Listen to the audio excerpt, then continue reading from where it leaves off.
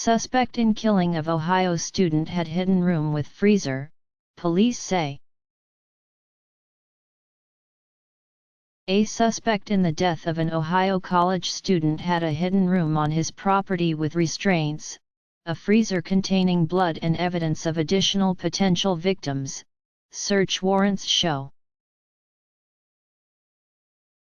That's just the start of a long list of items that included masks and a secret room concealed by hay bales.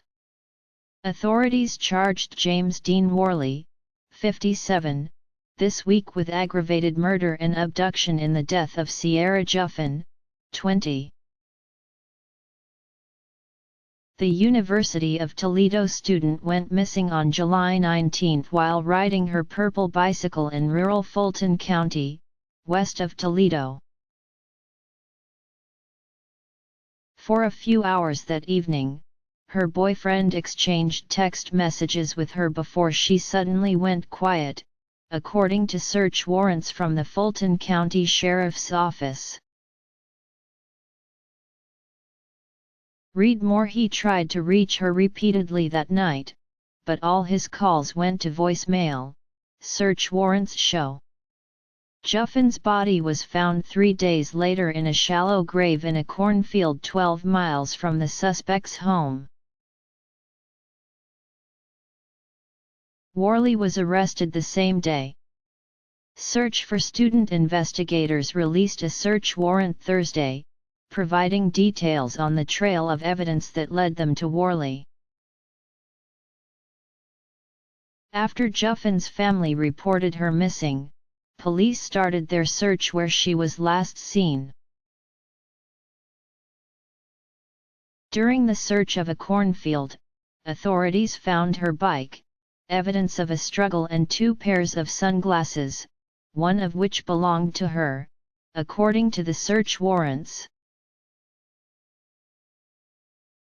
They also found a screwdriver, and a motorcycle helmet covered in human blood. The blood and the sunglasses were later revealed to contain Worley's DNA, search warrants show. Missing helmet. Before the DNA tests were conducted, investigators searching for more clues in the area came across Worley's property, search warrants show. Authorities talked to Worley, who told them his motorcycle had broken down in the same location, and that he'd lost his helmet, screwdriver, sunglasses, and fuses, according to the search warrants. These items were precisely what items were found on the scene, and it was not made public that any of these items were found, the search warrants say.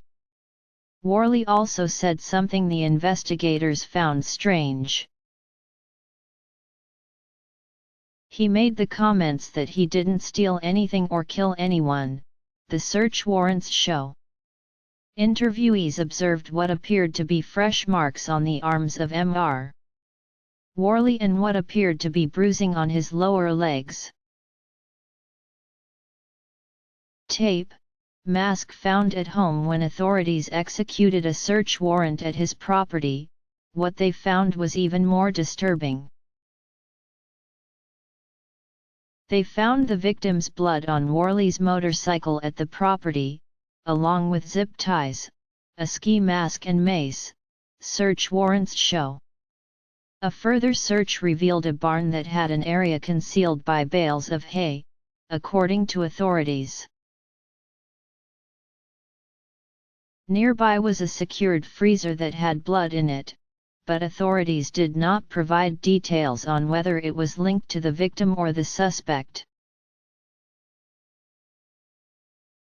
Authorities found duct tape that had both Worley's and Joughin's DNA, several pairs of female panties, journals, maps, and a nanny cam on his property, search warrants show.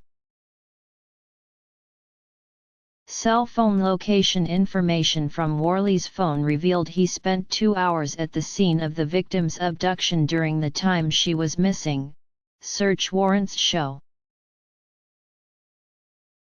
Is suspect a serial abductor? the Ohio Attorney General's office told CNN authorities are trying to determine whether the suspect is a serial abductor. CNN has reached out to Worley's attorney. Worley was charged with aggravated murder, according to Jill Del Greco of the Ohio Attorney General's office. The FBI has joined county and state officials in the investigation of Worley, who was charged with kidnapping and felonious assault in 1990 in a case that had some similarities to the current case. A woman who was riding her bicycle on a rural road near Toledo told authorities that Worley hit her purposely, clout her head and then tried to handcuff her in his flatbed truck while threatening, "Do what I say or I'll kill you." "I'm serious, I'll kill you," according to the 1990 pre-sentencing report in the Common Pleas Court of Lucas County. Robin Gardner told police that she managed to escape the truck and run to a man who had stopped his motorcycle after seeing a struggle inside the truck. Worley inflicted a 1-inch laceration on her right knee with a flathead screwdriver, she said.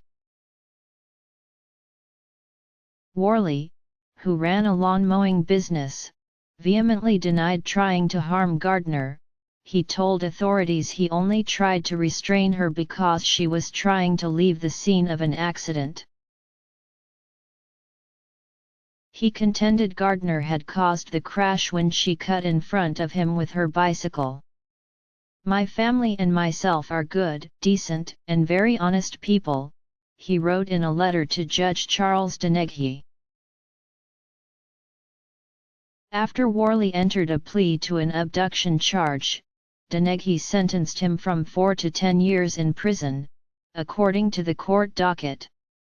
CNN's Dave Alsup, Sheena Jones, Myra Cuevas, and Cushbu Shaw contributed to this report.